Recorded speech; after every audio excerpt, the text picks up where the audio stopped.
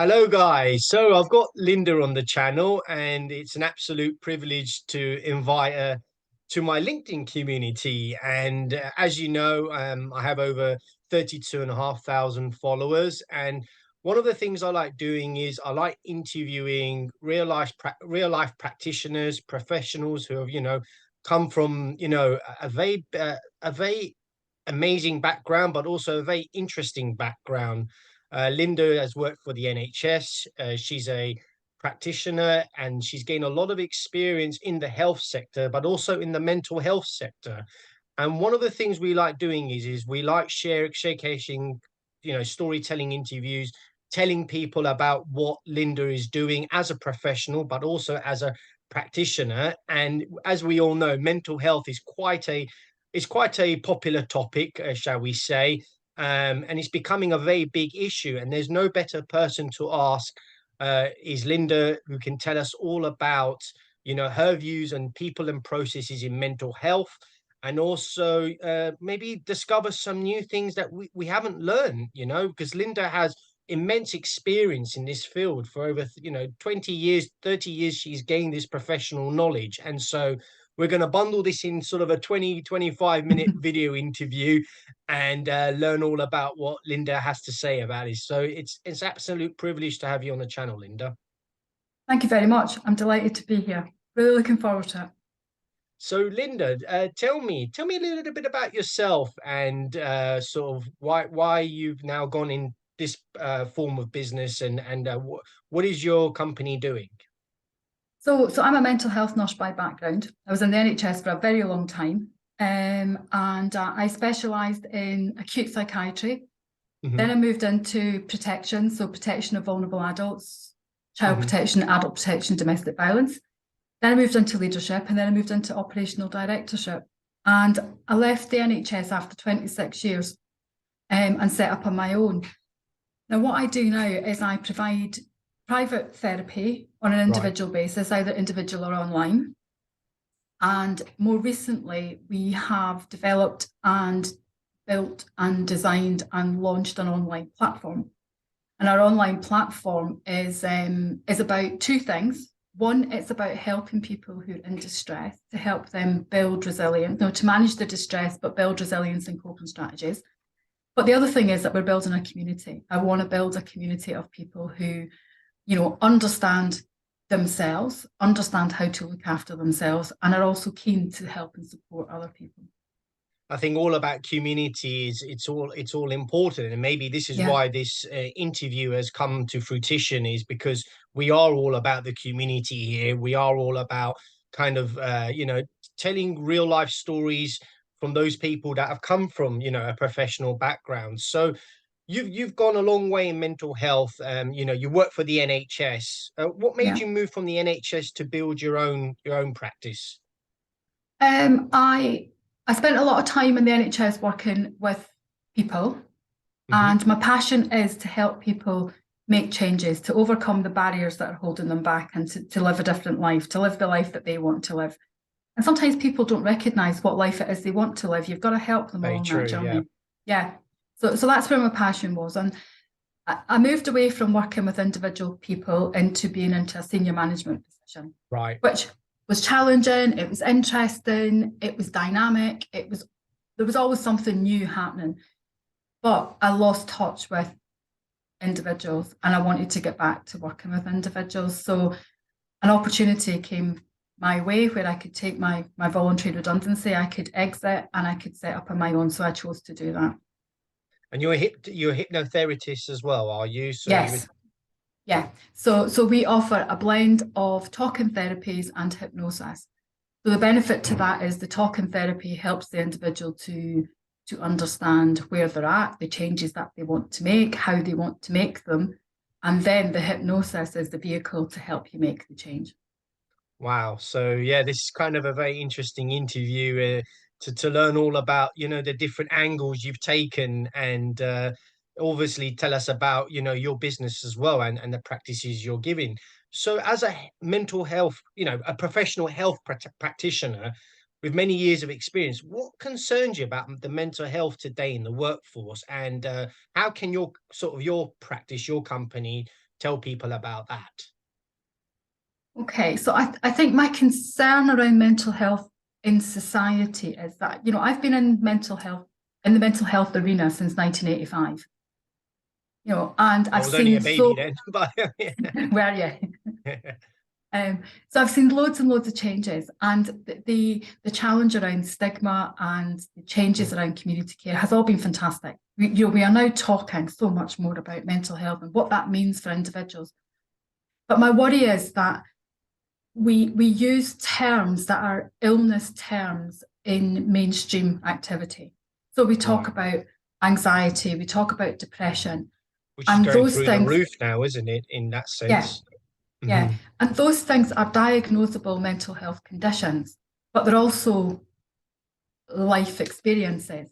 So we find at the moment people will talk about depression, I'm depressed, when actually they might be a bit sad.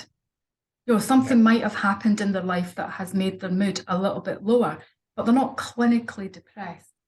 So I think we've blurred the boundary between clinical diagnosis and life experience. And I think what that means is that we run the risk of disempowering our society to be able to take responsibility for themselves, because they believe perhaps that the condition they have is a medical condition that needs medical intervention, when in fact it might be a low-level normal response to a real-life situation that with a bit of support, assistance and guidance, they could build coping strategies to manage themselves throughout that. So that's where my concern sits. And I think the more we talk about mental health and the more people start to understand and recognise distress, the danger is the more we medicalise it and the more pressure we put on the NHS. That's amazing. So my community, they know that I'm quite a big mental health supporter, and it's a very sort of important topic. And a lot of consultants and professionals will always bring up the topic mental health, and mental health. You mentioned about the concerns. What do you see any challenges ahead, Linda, in this area?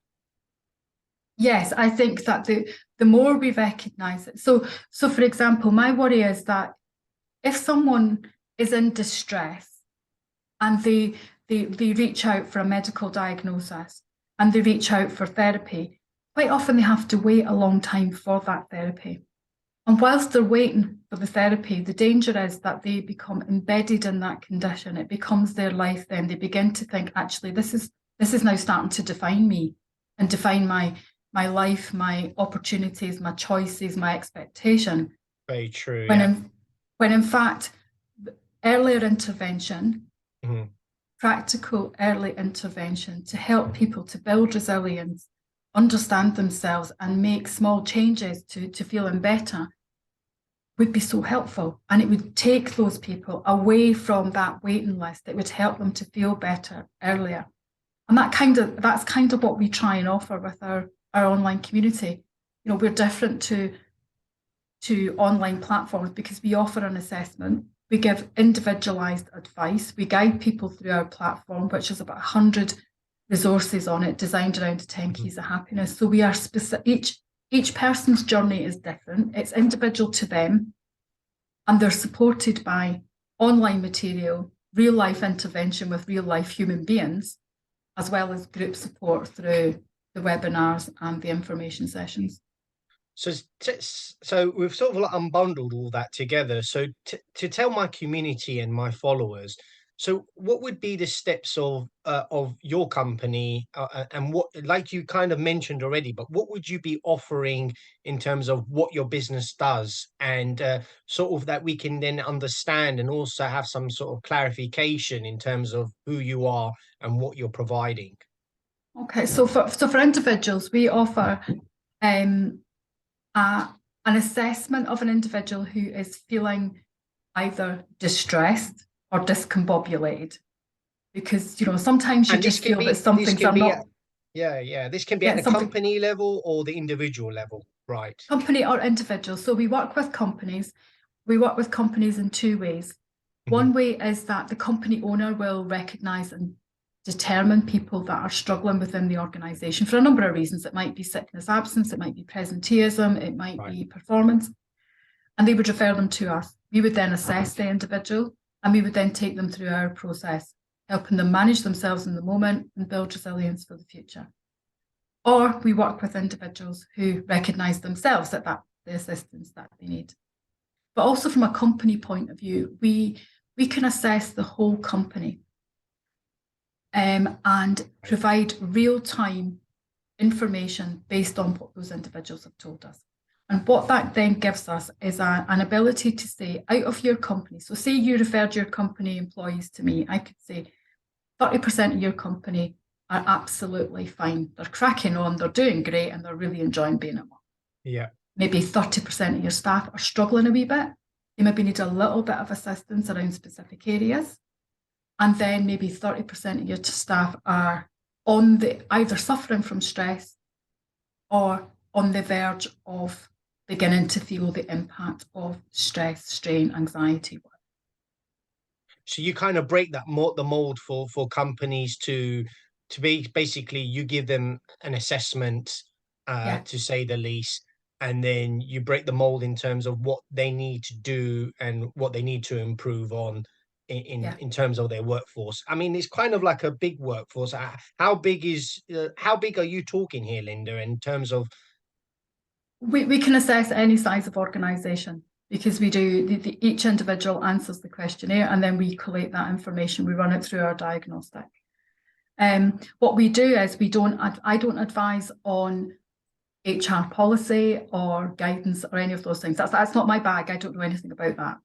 I know a little, but I can't advise on it. Yeah. What we do is we advise on the human impact of what's happening, the real life human impact, and how we can help the real life humans take responsibility, and instead of being a passenger within the company waiting for the boss to make things better, think actually, how can I be better? How can you make it better? Yeah.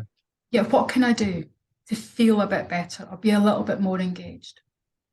And so what is the turnaround in terms of these companies coming to you, like telling my audience, are you sort of the performance levels and how you kind of change these people and the professionals to take your assessments? What is the outcome of it and what is the result you give? What we're seeing at the moment is the people that we're working with, the return on investment at the moment is sitting at 1 to 5.6. So we've worked in some education providers and we have reduced the sickness absence to the point that we're saving them thousands of pounds. So one company saved 36,000, another one saved 17, and one saved 45. Right. And that's based on sickness absence. The area that's more difficult to measure and manage is presenteeism and productivity. And we do a little bit of a challenge around that because we ask a question in our questionnaire about productivity. And we said, if someone says, yes, they're productive all the time. However, the line manager might just say they're not productive. So what we then have the opportunity to say, well, okay, does this just mean they're busy and they're stressed and they're not actually achieving what they need to do, but they feel like they're constantly on that treadmill? So that gives us an opportunity to sort of challenge that a wee bit and have a bit of a chat around it. So in general, you're seeing a good results metric across the spectrum in terms of what you're giving. Yeah, and what we do in terms of when we run the diagnostic looking at individuals for our company wellness check, we also measure some business metrics to just help the company owner understand what the impact of the behaviours, thoughts and feelings of their staff might be on productivity. So we measure communication, resilience, stress and decision making and relationships. And that kind of helps them think, right, okay, I can see diagnosis of what you're doing. Yeah. I can see the company owner can then think I might need to do a little bit of team building, or I might need to work on communication strategy, or whatever. Wow. It's very interesting. I don't come from a health background, but just sort of like understanding it all. It's a very interesting assessment that you give to business practices that need help. Are people barking for help, Linda? Are people sort of, do they need help? Do you see we talked about cause of concern, we talked about the challenges, but do we see that people at these practices need help? And sometimes they just don't know where to go to. Would you Yeah, agree? I would agree. I think there are two groups of people. I think there are people who have um, understood that there's a challenge around mental health and that Totally agree. they want to do something about it. They're not quite sure what and or how. And I think that there's so much out there that you could do. You know, there's so many benefit packages and well-being gurus that have popped up. And I think there's a real need that if you're going to do something, then do something that's going to get you a return on investment. You know, you need to do something that is going to help your employees feel better and make a difference to what you're doing. That's right. Because, you know, because some of these issues, some of the things that you could spend your money on, they might make someone feel good in the moment, and that's lovely. But if they feel rubbish the following day, it's what's the actual benefit to that? Well, Linda, you have the experience, and telling my audience, you do come from an NHS background, and so you've been doing this since 1985, I and have. and this is this is a very serious interview, I would say, to tell my audience. So, what would you say about that? You are really well experienced in that area. Yeah, I would say yes, I am. And I think I would like to help as many people as possible. What I am is practical, sensible, confidential, and we get results. And that's what we're about. You know, we want to see people make changes. We want to see people feel better. And the only way you can do that is if you measure it. Because people forget how they were feeling.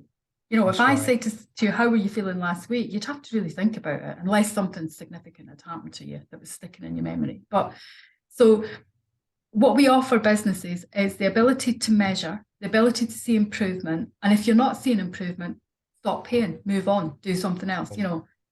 Yeah. And I want to tell my audience, there's a statistics out there that 1 in 4 people suffer from mental health, Yes. and it's starting. I've heard that it's starting to overtake obesity, which was kind of a very big issue in the 1990s, in the 2000 era. Now we're hearing more Yeah. mental health stories. Would you agree? I would agree. And I think from our company wellness surveys, what we're finding is that it's probably about 1 in 3. Wow. Okay, so it's got lower. Yeah. Yeah. So that's quite concerning. But that's anecdotal. You know, that's I don't have a huge number of it's not like Yes. validated information. Yeah. Amazing. So tell us a bit about your business, Linda, and where can we find you? More about the insights of who you are and so forth. Okay, so we our company website is Sanamante Hypnotherapy. Okay. We're based in Leicester. We're on LinkedIn. We're on every social media platform known to man.